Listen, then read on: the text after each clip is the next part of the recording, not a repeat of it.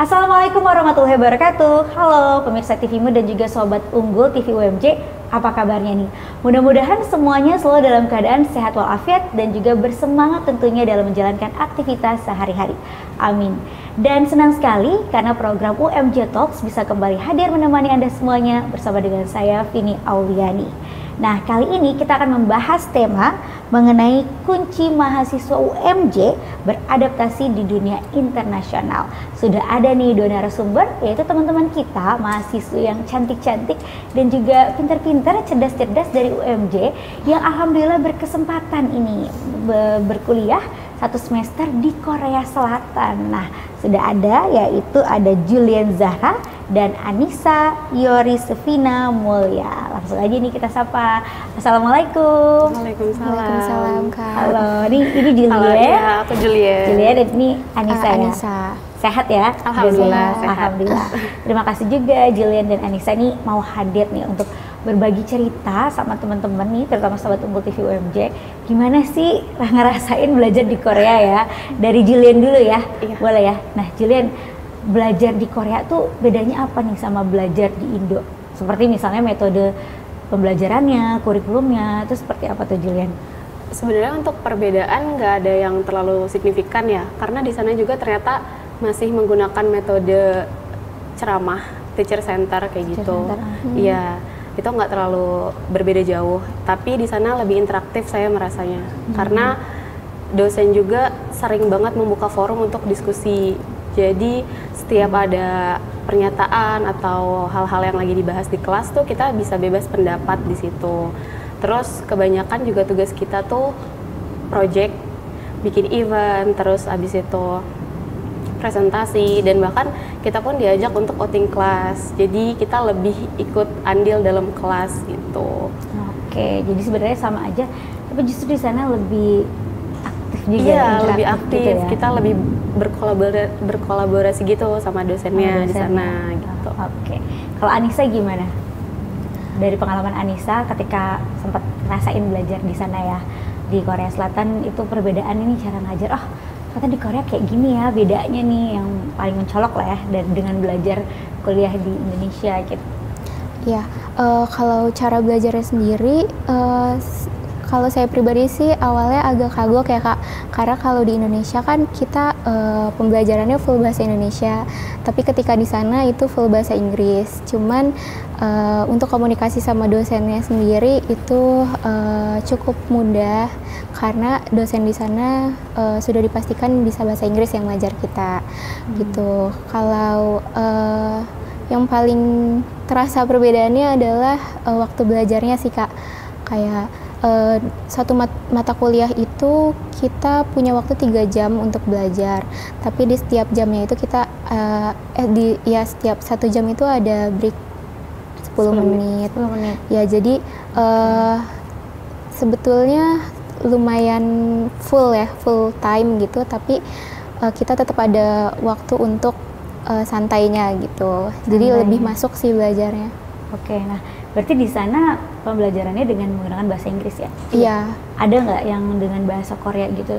Ada, cuma karena kita kan hanya student exchange Kak, bukan yang kayak ambil S1 full di sana. Jadi untuk pembelajaran menggunakan bahasa Korea sendiri itu hanya dilakukan kepada mahasiswa internasional yang full misalnya S1 di sana gitu. Di sana ya. Untuk Kita juga ada ini kelas bahasa Korea. Ada kelas bahasa Korea. Iya, dan itu menarik dosennya ya. nggak bisa bahasa Inggris. Jadi kita yang harus praktek untuk bahasa Korea di sana. Jadi ya mahasiswa yang harus aktif ya. Iya. Untuk bahasa Korea, untuk tahu nih nambah perbendaharaan kata Iya, Koreanya. Karena benar-benar nggak bisa bahasa Inggris Iya. dosen Korea di sananya. Iya. Oke, nah kamu persiapannya nih berapa lama nih? Karena kan untuk tadi kan juga harus bahasa Inggrisnya kan dites ya, berarti kan harus bahasa Inggrisnya juga harus bisa gitu. Gimana? Kalau persiapannya sih kurang lebih sebulan ya Kak. Karena kalau bahasa Inggris saya sendiri dari pendidikan bahasa Inggris ya kan. Cuman emang bahasa Koreanya kita belajarnya cukup lumayan lama gitu ya. Karena beda beda huruf gitu kan, ya, itu susah iya. ya Kak ngapalinnya. Itu sih yang lama, kurang lebih 1 bulan untuk belajar. Tapi di sana kita dimatangin lagi dengan kelas bahasa Koreanya itu. Persyaratannya apa sih ketika ikutin student action ke sana itu? Student exchange kita Di ICT UMJ sendiri pada awalnya persyaratannya cukup bisa bahasa Inggris sih Kak. Iya. Jadi ya, bahasa bisa Inggris. bahasa Inggris. Mungkin nilai IPK-nya juga ada minimal nggak atau berapa? Minimalnya 3,5 deh. iya 3,5. 3,6 lah. 3,6 ya. Yang penting intinya yang paling utama itu bahasa Inggris ya. Iya, Dan bahasa Inggris. IPK, nilai standar IPK-nya. Iya. Baik. Nah, kalau untuk penilaian nih, penilaian akademik, perbedaannya gimana sih di sana dari Anissa dulu deh nih? Ya kalau di Korea sendiri itu ada yang namanya program curve grading Kak. Curve grading itu seperti kayak rankingan gitu. Jadi nilai antara nilai kita dengan nilai teman-teman sekelas itu akan dibandingkan. Nah dari situ memunculkan rasa berkompetensi gitu Kak. Iya berkompetisi. Ya, Oke, kalau gitu. kamu Julian gimana? Ketika di sana sempat khawatir juga nggak? Aduh, nilainya gimana nih ya untuk mengejar nilai juga di sana gitu? Awalnya sempat khawatir Kak, karena kan kita masih belum paham kan penilaiannya gimana. Cuman di awal kelas itu ada dibahas tentang penilaian, dan kebanyakan itu penilaiannya diambil dari project-project kita.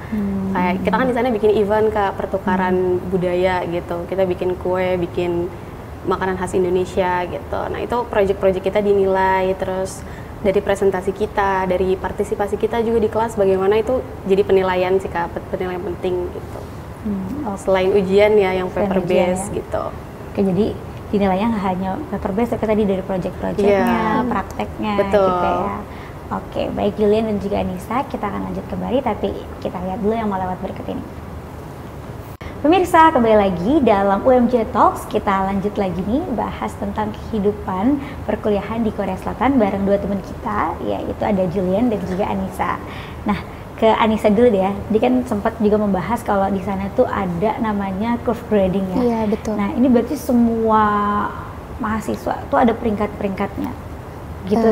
Itu sama kayak ranking gak sih kalau di Indonesia misalnya? Iya, tapi kalau di Indonesia itu sistem curve grading ini sepertinya hanya berlaku di sekolah ya Kak. Untuk di dunia perkuliahan Sampai sudah tidak berlaku. SMA ya, sampai SMP, Iya. bahkan SD aja kadang ya, sampai SD Iya, ya. betul. Perkuliahan nggak berlaku biasanya. Tapi kalau di Korea itu ya bisa dikatakan masih Nilainya? menggunakan peringkat. Masih menggunakan peringkat. Nilainya berarti dikasih tahu sampai yang paling tingkat bawah atau gimana? Kalau nilai sendiri sebenarnya diumpetin sih Kak. Cuma terkadang sebelum atau sesudah kelas itu kita ada evaluasi. Nah dari situ baru kita tahu saya kurangnya di sini. Terus teman saya lebih unggul di sini kayak gitu Kak. Gitu ya.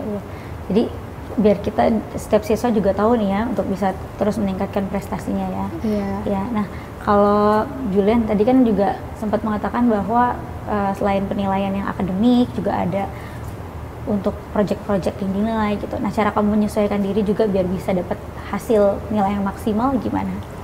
Sebenarnya kalau cara menyesuaikan diri cukup lebih aktif aja sih Kak, karena dosen tuh lebih suka sama mahasiswa yang aktif bertanya, aktif di kelas gitu, cara menyesuaikan dirinya. Terus kan kita juga ada teman internasional ya, jadi kita harus sama-sama saling bertoleransi gitu. Walaupun kita belajar di sana. Belajar di sana. Oke, nah kalau pengalaman kalian selama belajar di sana, berarti itu satu semester berapa lama di sana? 4 bulan. 4 bulan ya? Iya. Nah itu ada pengalaman yang berkesan apa selama belajar di sana? Apakah dari pelajarannya atau dari karakteristik orang-orangnya, dosennya, mahasiswanya, gimana tuh? Dari Julian dulu. Kalau yang paling berkesan sih dosen iya. Dosen tuh di sana benar-benar baik dan benar-benar tepat waktu Kak, karena budayanya di sana ya? tepat waktu kan. Bahkan sebelum kita datang, dosen udah datang duluan. Wow, gitu. Berapa menit tuh biasanya dosen udah datang duluan? Kayaknya 10 menit deh. 10 Iya, menit ya. pokoknya tepat waktu banget. Terus yang kedua, yang paling berkesan adalah ketika pertukaran budaya gitu. Karena kan di sana kita bikin project kan. Nah, projectnya itu memperkenalkan makanan khas Indonesia dan Malaysia gitu. Jadi itu pas pertukaran budaya benar-benar berkesan karena ternyata orang Korea tuh baru pertama nyobain dessert yang ada kelapanya. Ada kelapa, mereka penasaran gitu, rasanya kok bisa dijadiin dessert gitu kelapa, karena kan dia rasanya gurih kan. Iya. Akhirnya kita bikin dadar gulung di sana. Dadar gulung sama wedang jahe. Oh, wedang jahe. Dan itu sesuatu yang baru ya di itu sana, baru ya? Di sana. Mereka juga masih menerka-nerka gitu loh. Ini rempahnya apa sih gitu. Kita kok enak bikin rasanya. Iya, gitu ya? kita bikin kayak challenge juga sambal. Kan kita pedes-pedes kan. Di sana pun pedas, di sini pedas. Nah, itu ketika pertukaran budaya itu yang paling mengesankan sih. Mengesankan ya, pertukaran budaya sama juga budaya belajarnya ya, harus Iya. on time banget. Kalau yang telat tuh misalnya Indonesia kan juga suka terkenal nih, suka itu Telat ya. telat gitu tuh gimana, hukumannya apa? Sebenarnya nggak ada hukuman sih, cuman dosen tuh akan memberitahu kalau misalkan itu tuh sebuah hal yang nggak Nggak sopan boleh. gitu. Kalau kamu telat berarti kamu nggak respect sama saya. Bahkan bukan dosen aja, tapi sama teman-teman juga gitu. Kalau kita udah janjian pukul segini ya segini, karena kita kan punya waktu lain untuk mengerjakan hal lain katanya gitu. Iya. Iya, bagus ya. Kalau Anissa gimana? Pengalaman yang paling berkesan di sana? Untuk pengalaman yang paling berkesan menurut saya, Korea itu berhasil bikin saya nyaman Kak dengan fasilitasnya, di dalam kampus maupun di luar kampus. Menurut saya di Korea itu fasilitasnya cukup lengkap, mulai dari peralatan olahraga sih Kak terutama.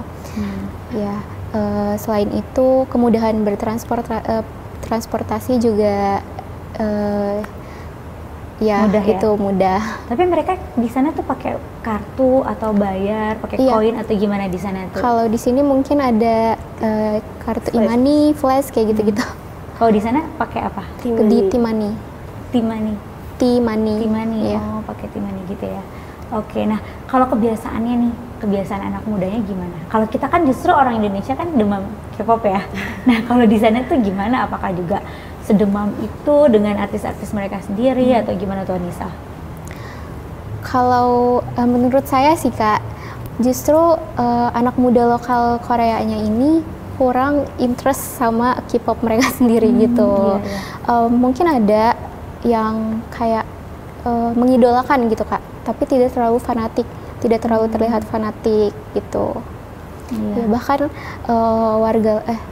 teman lokal saya beberapa itu ada yang nggak tahu bahkan artis yang saya tanya gitu. Bahkan mereka nggak tahu, tapi di Indonesia jadi idola ya, idola anak muda ya. Menarik ya, cukup lucu ya. Kalau dari Jillian gimana? Menurut kamu kebiasaan di sana mungkin yang bisa dicontoh juga kebiasaan positif dari anak-anak muda di sana seperti apa? Kebiasaannya rajin sih Kak. Rajin. Iya, mereka tuh fokus banget sama akademik. Karena kan emang persaingannya ketat banget ya, persaingan anak-anak muda di sana. Mereka tuh rajin, bahkan sambil kuliah mereka ikut-ikut part-time gitu. Jadi bener-bener ngelakuin hal-hal positif. Banyak juga yang anak-anak muda sering berolahraga gitu, saya lihat di sekitar dorm gitu. Jadi itu sih yang bisa dicontoh dari anak-anak mudanya, nggak mager. Iya, Gitu. jadi mereka tuh memang rajin ya. Iya, Dan itu rajin tuh banget. antusias juga mungkin ya dalam melakukan sesuatu. Dan yang uniknya ternyata mereka tidak terlalu demam K-pop ya. Mungkin karena sama kayak di Indonesia kali, karena mereka sering ketemu sama artisnya sendiri, jadi sukanya Yang mengidolakan yang dari luar negeri. Mungkin mereka jadi mengidolakan artis dari luar negeri ya. Iya. Sama dengan kita mengidolakan artis dari Korea Iya. gitu.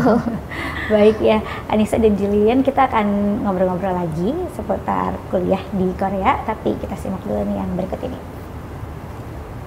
Pemirsa, kembali lagi dalam UMJ Talks. Kita lanjut kembali membahas mengenai pengalaman belajar di Korea Selatan dengan Jillian dan juga Anissa. Nah, Jillian, kalau misalnya ketika di sana kan tentunya harus beradaptasi ya. Nah, tantangan terbesar apa nih yang kamu alami untuk bisa nih cepat beradaptasi? Apalagi di sana kan tadi 4 bulan ya. Itu kan juga harus dimanfaatkan dengan sebaik mungkin gitu kan. Tantangan terbesar sih udah pasti bahasa ya Kak. Karena jarang orang Korea juga yang bisa bahasa Inggris di kehidupan sehari-hari. Mungkin kalau di kelas kita bisa pakai bahasa Inggris ya, tapi kalau di kehidupan sehari-hari lumayan susah untuk berkomunikasi. Makanya tantangan terberat itu ya di bahasa. Jadi kita harus belajar mendalami bahasa Koreanya juga ya? Iya, minimal dasar Kak, kita punya dasarnya dulu gitu, biar bisa kita beradaptasi dan berbaur di sana. Sesusah apa sih tuh kalau bahasa Korea? Bahasa Korea sebenarnya nggak terlalu susah Kak, cuman emang letternya gitu yang susah menurut aku menghafalnya. Menghafal hurufnya ya? Iya, hurufnya. Apa tuh Kadang namanya? aku suka kebalik gitu, karena hadap kanan dan hadap kiri itu beda. Kalau misalkan kanan ya, kiri yo misalkan gitu. Nah, itu suka tertukar gitu. Makanya itu sih tantangan belajar bahasa Korea di situ menurut aku. Karena kan Korea ini kan termasuk negara yang unik ya bahasanya, kayak Jepang gitu ya. Jadi itu udah tantangan tersendiri lagi ya. Baik, kalau Anissa gimana Anissa? Tantangan terbesar apa nih untuk bisa cepat beradaptasi juga di sana? Untuk tantangan terbesarnya ya sama sih Kak, itu cara berkomunikasi. Karena orang Korea itu cenderung lebih to the point dalam berbicara. Berbeda dengan kita yang orang Indonesia kan kalau ngobrol tuh banyak basa-basinya ya Kak. Tujuannya supaya lebih santai. Maka dari itu terkadang kalau ngobrol sama warga lokal itu ya akan terasa sangat formal di awal. Sangat formal ya. Kalau belum terlalu dekat kayak gitu. Oke. Nah, ketika awal-awal kan mungkin kalian mengalami culture shock ya. Misalnya itu kan kayak tadi orang Korea tuh cenderung lebih serius ya, nggak suka basa-basi gitu. Nah, kamu mengalami culture shock seperti apa dan gimana cara ngatasinnya ini, Anissa? Kalau itu mungkin ditegur dosen kali ya Kak. Pengalaman ditegur dosen karena waktu itu sempat terlambat. Nah, dari situ dosen saya yang memang warga lokal Korea, dia secara to the point menegur gitu bahwa kita dianggap tidak sopan kalau ya kayak gini terlambat kayak gitu. Nah, di situ ya kita kaget sih Kak, kaget dan agak bingung, gimana nih cara baik-baikinnya lagi. Kalau dosen Indonesia kan mungkin kita lebih santai gitu, bisa lebih kita baik-baikin gitu ya Kak. Tapi itu akhirnya jadi bikin bingung. Iya, menanganinya gimana untuk kedepannya? Kita nggak ngelakuin apa-apa sih Kak, maksudnya karena kita juga bingung kan komunikasinya. Paling selanjutnya kita jadi lebih on time. Lebih on time. Iya, jadi lebih takut untuk telat-telat. Jangan gitu. sampai tegar lagi. Iya. Gitu ya. Oke. Kalau Jillian gimana? Iya Kak, di sana tuh sangat menjunjung tinggi hierarki sosial. Jadi ketika emang ada yang lebih tua atau lebih tinggi gitu kan. Lebih tinggi jabatannya juga. Iya, jadi kita tuh harus sopan banget gitu. Bahkan salam tuh harus membungkuk gitu. Itu emang udah kebiasaan dan culture shocknya itu yaitu di sana sangat-sangat tepat waktu gitu. Jadi kita emang benar-benar harus beda Kak. Beda sama kita yang keterenal jam karet ya. Iya. Lebih kikis tuh ya. Jadi pengalaman yang berharga sekali ya. Iya benar. Baik ya. Nah, ketika kamu di sana tentu kan ada budaya-budaya ya yang masuk seperti di Indonesia saja kan budaya K-pop juga beragam sekali dan sudah mendarah daging ya untuk kalangan anak muda gitu menjadi penggemar K-pop. Nah, gimana kalian nih sebagai mahasiswi dari Indonesia itu tetap mempertahankan identitas nasionalisnya Indonesianya di tengah masyarakat Korea di sana. Gimana dari Jillian dulu? Kalau aku sih masih menjunjung norma-norma di Indonesia ya, kayak misalkan berpakaiannya masih sopan, apalagi kan kita Muslim ya. Jadi untuk mempertahankan identitas saya ya, saya tetap berpakaian selayaknya Muslim di Indonesia. Terus kadang juga kita masih suka memperkenalkan budaya kita gitu, biar identitas kita tuh orang-orang tahu kalau kita tuh orang Indonesia gitu. Kita juga sering makan makanan Indonesia di sana, sering ngajak teman-teman internasional juga. Ya? Iya, teman-teman internasional untuk coba budaya kita gitu. Jadi sambil keluar kita sambil memperkenalkan juga gitu cara bertahannya. Iya, betul sekali. Jadi mereka juga tahu ya Indonesia seperti apa gitu. Anissa gimana? Kalau cara bersikap itu sebenarnya ya mirip-mirip ya Kak. Kayak yang penting kita sopan dan nggak aneh-aneh aja gitu. Sebagai yang orang tahu kita kan orang Indonesia, jangan sampai orang berpikir orang Indonesia kayak jelek atau kayak gimana gitu. Iya. Jadi dia tetap lah ya, kita tetap menjaga norma dan budaya kita di sana tentunya ya. Baik, nah kalau makanan di sana gimana, sempat kesulitan nggak? Ataupun juga misalnya untuk beribadah di sana dengan toleransinya, gimana dari Anissa? Ya, kalau tempat ibadah itu sangat jelas ya Kak, maksudnya di Korea itu jarang banget ada musola, masjid kayak gitu-gitu karena dominan warga negaranya itu beragama lain gitu ya, non-muslim. Terus kalau untuk makanan juga di Korea sendiri masih terbilang banyak sekali, terutama makanan-makanan instan Kak, mengandung B2 kayak gitu-gitu. Kita harus hati-hati ya. Jadi cara mengatasinya paling dengan masak. Dengan masak ya? Iya, karena kan Korea juga terkenal dengan mie instannya tuh yang enak-enak, ramen gitu, itu juga banyak ya ternyata yang non halal gitu, jadi benar-benar harus lebih hati-hati lagi. Iya, baik. Kalau Julian gimana? Iya, kalau untuk beribadah sih emang jarang ya masjid di sana, tapi sekarang kita udah ada handphone, jadi ada pengingat azan dari handphone. Emang untuk ibadahnya sih terbatas Kak, jadi biasanya kita sebelum berangkat kuliah sholat dulu zuhur gitu, atau habis kuliah baru kita sholat di dorm gitu. Kalau untuk makanan sendiri, pertamanya sulit ya beradaptasi, karena rasanya tuh sangat-sangat beda. Tuh, apalagi banyaknya makanan fermentasi, itu kan nggak biasa itu sih. Kimchi biasanya. Kimchi, iya. Tapi lambat laun kita suka. Iya, sama kimchi. Karena perlu beradaptasi kan. Dan kalian sempat ini nggak ngerasain apa part time di sana atau fokus belajar? Fokus belajar sih Kak. Karena yang pertama kalau kita mau part time kita harus bisa bahasanya lancar. Mereka memang kebanyakan nggak bisa bahasa Inggris ya, masyarakat umumnya. Iya. Anissa juga ya fokus belajar jadinya. Untuk pengalaman bekerja sih nggak ada Kak, cuma untuk pemirsa kakak-kakak yang kalau ke Korea memang fokus untuk bekerja, mungkin boleh diasah dulu bahasanya. Bahasa Koreanya ya? Karena kalau di dunia kerja kan lebih ini ya Kak, maksudnya lebih serius, gitu tujuannya. Baik, oke. Nah, kalian boleh juga nih kasih pesan-pesan kalian, tips-tips buat teman-teman juga yang ingin mengalami pengalaman belajar di Korea juga biar hasilnya maksimal dan benar-benar fokus bisa mendapatkan hasil yang terbaik gitu. Boleh dari Julian dulu.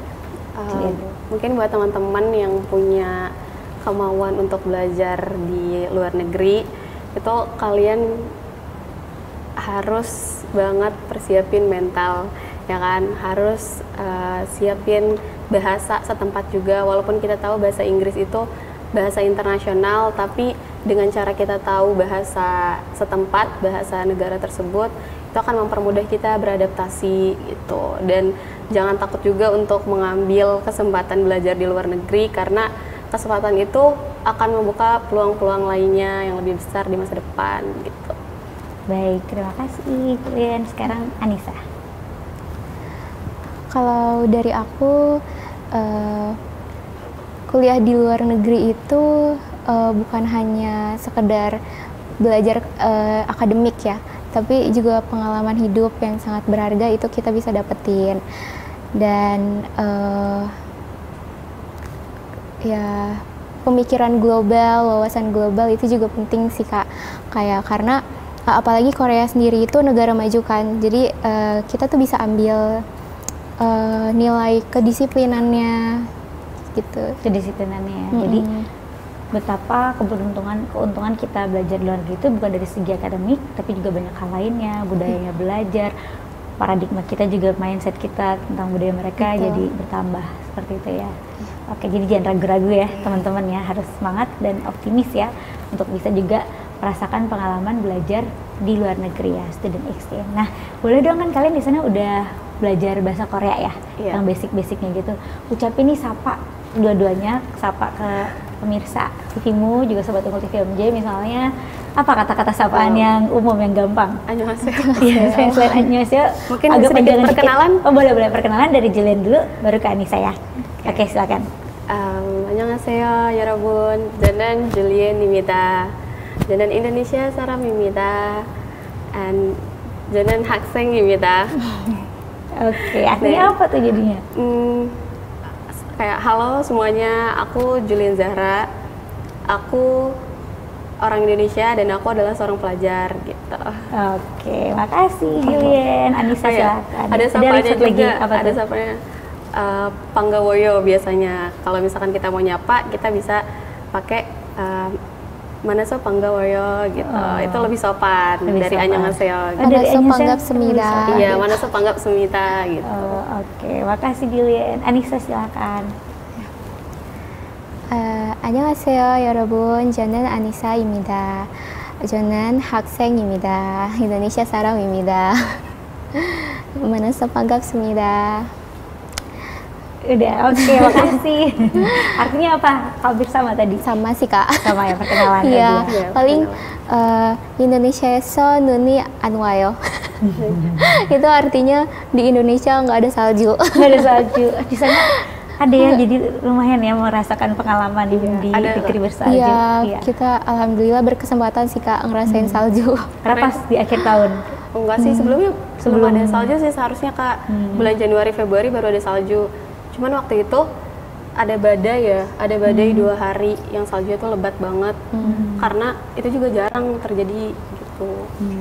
Ya, akhirnya lumayan lah ya, jadi merasakan juga. Baik, terima kasih Julian dan juga Anissa tadi sharing-sharingnya. Ini jadi insight, masukan yang sangat berharga sekali untuk pemirsa, teman-teman semuanya yang ingin melanjutkan sekolah di Korea ataupun juga melakukan pertukaran belajar ya di Korea. Sekali lagi terima kasih, semangat dan sukses selalu. Terima kasih kak. Dan pemirsa TVmu, juga Sobat Unggul TV UMJ, terima kasih sudah menyaksikan acara UMJ Talks dari awal hingga akhir. Sekarang kita tiba di akhir perjumpaan kita. Saya Vini Oliani beserta seluruh kerabat kerja yang bertugas mohon pamit undur diri. Sampai jumpa di lain kesempatan. Wassalamualaikum warahmatullahi wabarakatuh.